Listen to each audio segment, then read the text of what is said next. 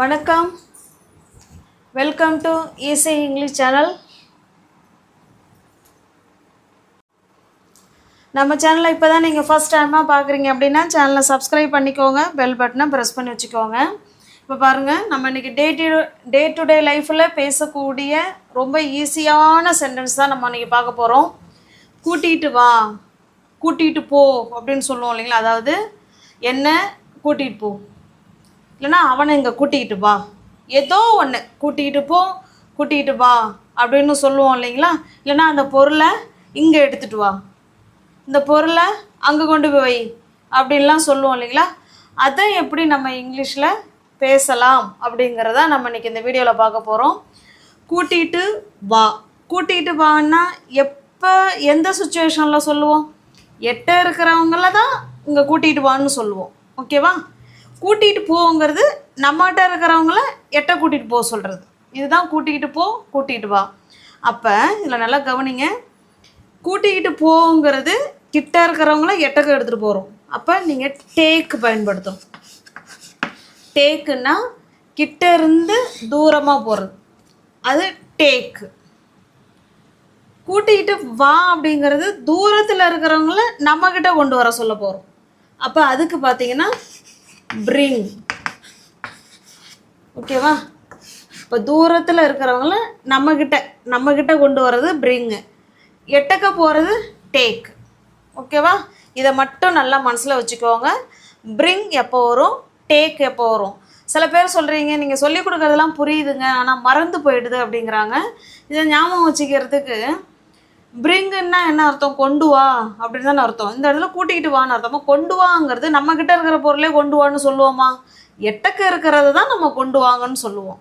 அதுபோல் டேக்குங்கிறது கிட்ட இருக்கிற பொருளை தான் நம்மளால் எடுக்க முடியும். தூரம் இருக்கிற பொருளை போய் நம்ம எடுக்க முடியுமா? முடியாது. அப்போ கிட்டக்க இருக்கிறத ஒன்று எட்டப்போ அப்படின்னு சொல்கிறதுக்கு டேக்கும், தூரம் இருக்கிறவங்கள ஒருத்தவங்கள கிட்டவா அப்படின்னு சொல்கிறதுக்கு பிரிங்கும் பயன்படுத்திக்கலாம். ஓகே, இப்போ நம்ம சென்டென்ஸ் பார்க்கும்போது உங்களுக்கு புரிய வரும். பாருங்கள், இதுக்கு முன்னாடி என்னைங்கிற வார்த்தையை சேர்த்துக்கோங்க. என்னை கூட்டிகிட்டு போ அப்படின்னு சொல்கிறோம்.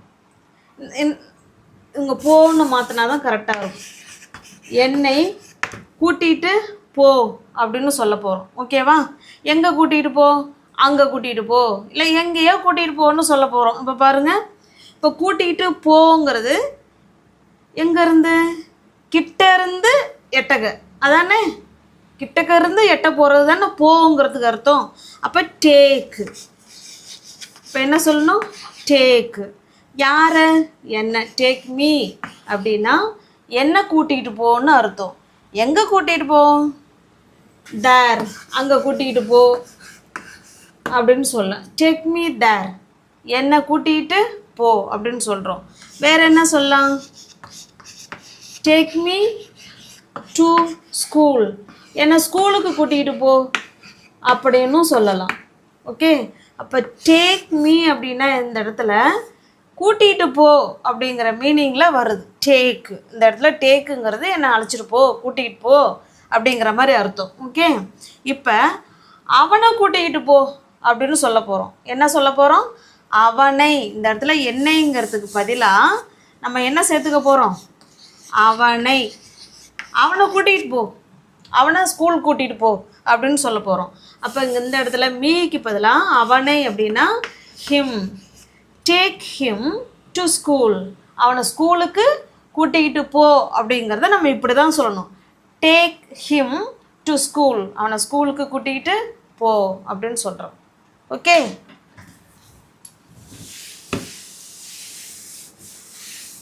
இப்போ நெக்ஸ்ட்டு பாருங்கள்.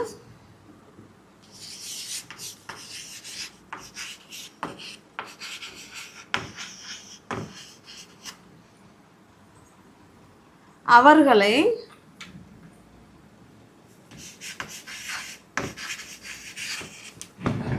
பூங்காவிற்கு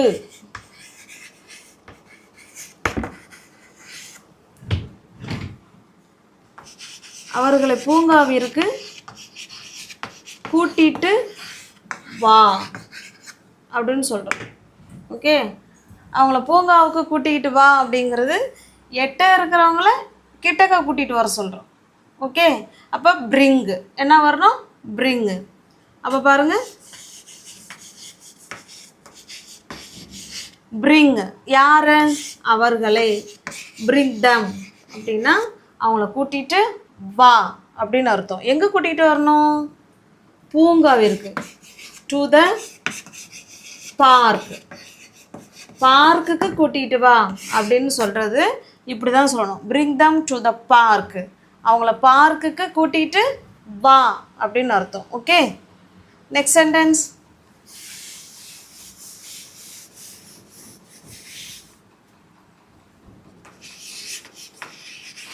அவளை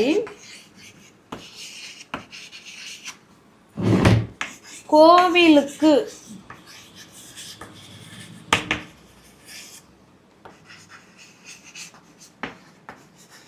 கூட்டிட்டு போ அப்படின்னு சொல்கிறோம்.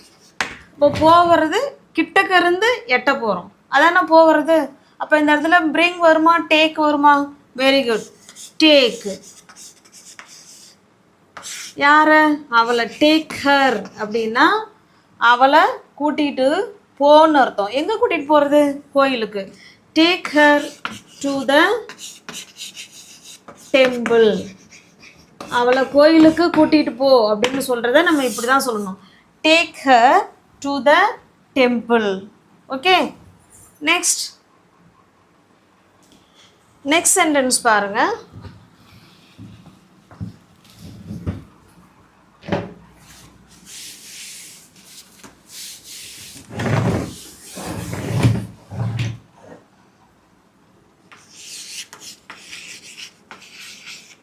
அவனை அங்கே. அவனை அங்கே கூட்டிகிட்டு போ. அவனை அங்கே கூட்டிகிட்டு போ. அவனை அங்கே கூட்டிகிட்டு போ அப்படின்னு சொல்ல போகிறோம். ஓகேவா? அப்போ கூட்டிகிட்டு போனா இங்கே இருக்கிறவங்கள தான் எட்டக்க கூட்டிகிட்டு போக சொல்கிறோம். அப்படி தானே? அப்போ என்ன சொல்லுவோம்? டேக். யார்? அவனை. Take him. அவனை கூட்டிகிட்டு போ. எங்கே? அங்கே. தேர். டேக் ஹிம் தேர் அப்படின்னா அவனை அங்கே கூட்டிகிட்டு போ அப்படின்னு அர்த்தம். அவனை இங்கே கூட்டிகிட்டு வா. அவனை இங்கே கூட்டிகிட்டு வான்னா பிரிங். இப்போ பாருங்கள், பிரிங் ஹிம் ஹியர். இங்கன்னா ஹியர். ஓகே, அப்போ இங்கே கூட்டிக்கிட்டு வா அப்படின்னா அவனை இங்கே கூட்டிக்கிட்டு வா அப்படின்னு நீங்கள் சொல்லணுன்னா பிரிங் ஹிம் ஹியர். அவனை இங்கே கூட்டிகிட்டு வா.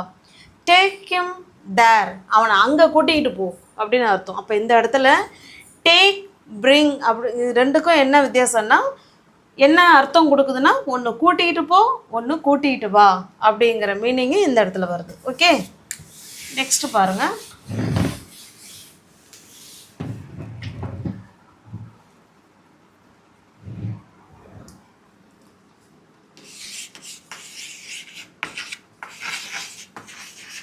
என்னை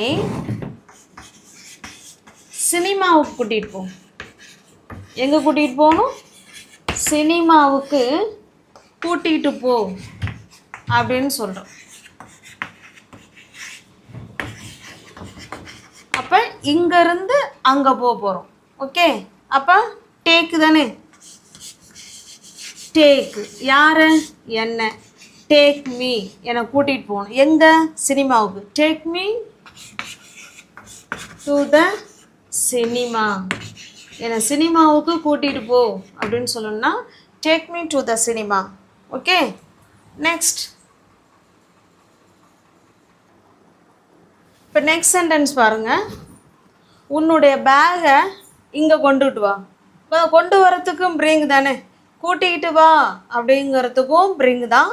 ஏதோ ஒரு பொருளை அங்கே கொண்டு வாங்க அப்படின்னு சொல்கிறதுக்கும் பிரிங் தான். இப்போ பாருங்கள், நம்ம பார்க்குற எல்லா சென்டென்ஸுமே சப்ஜெக்ட் இருக்க மாட்டாங்க.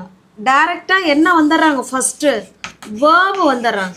வேர்பு வச்சும் ஒரு சென்டென்ஸ் ஆரம்பிக்குதுன்னா அது இம்பேரேட்டிவ் சென்டென்ஸ், கட்டளை வாக்கியம். ஓகே, இம்பேரேட்டிவ் சென்டென்ஸில் சப்ஜெக்ட் வந்து மறைமுகமாக இருப்பாங்க. அதில் யார் சப்ஜெக்ட்னா யூ தான். ஓகே, வேறு யாரும் அதில் சப்ஜெக்ட் கிடையாது. இம்பேரேட்டிவ் சென்டென்ஸுக்கு சப்ஜெக்ட் யாருன்னா யூ தான். இந்த இடத்துல உன்னுடைய பேகை கொண்டு வா அப்படின்னு யார் சொல்கிறோம்? ஒன்றை. ஓகே, அங்கே சப்ஜெக்டு மறைஞ்சி இருக்கா. அப்போ வேர்பு தான் நமக்கு ஃபஸ்ட்டு வருவாங்க. பிரிங்கு, கொண்டு வா. என்னத்தை? உன்னுடைய பேகை. Bring your bag. உன் பேகை இங்கே கொண்டு வா அப்படின்னா பிரிங் யுவர் பேக் ஹியர். இல்லைனா உன் பேகை அங்கே கொண்டு போ அப்படின்னு சொல்லணும்னா bring your bag there. Okay, இப்போ உங்களுக்கு புரியுதுங்களா? அப்போ பிரிங்குங்கிறதுக்கு கொண்டு வா அப்படிங்கிற மீனிங்கும் வரும், கூட்டிகிட்டு வா அப்படிங்கிற மீனிங்கும் வரும். நெக்ஸ்ட்டு பாருங்கள், மாலாவை ஹாஸ்பிட்டல் கூட்டிகிட்டு போ. மாலாவை எங்கே கூட்டிகிட்டு போகணும்? ஹாஸ்பிட்டல் கூட்டிகிட்டு போகணும். அப்போ இங்கேருந்து அங்கே போகணும். அப்போ டேக்கு. யாரை? மாலாவை. டேக் மாலா எங்கே கூட்டிகிட்டு போகணும்? Hospital. Take Mala to the hospital. மாலாவை எங்கே கூட்டிகிட்டு போகணும்? ஹாஸ்பிட்டலுக்கு கூட்டிகிட்டு போகணும். ஓகே, இப்போ இதிலேருந்து நீங்கள் நல்லா தெரிஞ்சிக்க வேண்டியது என்ன அப்படின்னா, பிரிங் அப்படிங்கிறது கொண்டு வா, கூட்டிகிட்டு வா அப்படின்னு அர்த்தம். டேக்குன்னா கூட்டிகிட்டு போ, அதை எடுத்துகிட்டு போ அப்படிங்கிற அர்த்தம். ஓகே, இப்போ உங்களுக்கான சென்டென்ஸ்.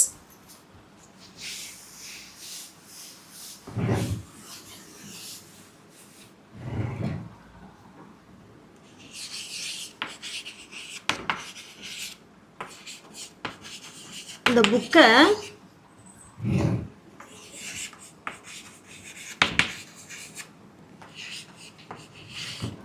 அங்கே எடுத்துகிட்டு போ.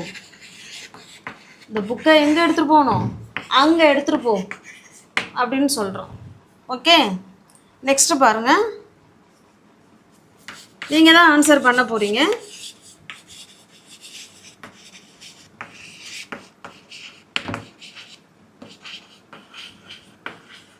எங்கள் அம்மாவை வீட்டுக்கு கூட்டிகிட்டு வா. எங்கள் அம்மாவை வீட்டுக்கு கூட்டிகிட்டு வா அப்படின்னு சொல்ல போகிறோம். ஓகே, இதுக்கு நீங்கள் தான் ஆன்சர் பண்ணணும். இந்த புக்கை அங்கே எடுத்துகிட்டு போ, அதை எப்படி சொல்லுவீங்க? எங்கள் அம்மாவை வீட்டுக்கு கூட்டிகிட்டு வா அப்படின்னு சொல்லணும். இது ரெண்டுக்கும் ஆன்சர் என்ன வருங்கிறத கமெண்ட் பாக்ஸில் கமெண்ட் பண்ணுங்கள். நம்ம சேனலை இப்போ தான் நீங்கள் ஃபஸ்ட் டைமாக பார்க்குறீங்கன்னா சப்ஸ்கிரைப் பண்ணிக்கிட்டு பாருங்கள். சேனல் பிடிச்சிருந்தால் லைக் பண்ணுங்கள், கமெண்ட் பண்ணுங்கள், தெரிஞ்சவங்களோட ஃப்ரெண்ட்ஸ் அண்ட் ஃபேமிலிக்கு ஷேர் பண்ணுங்கள். தேங்க்யூ.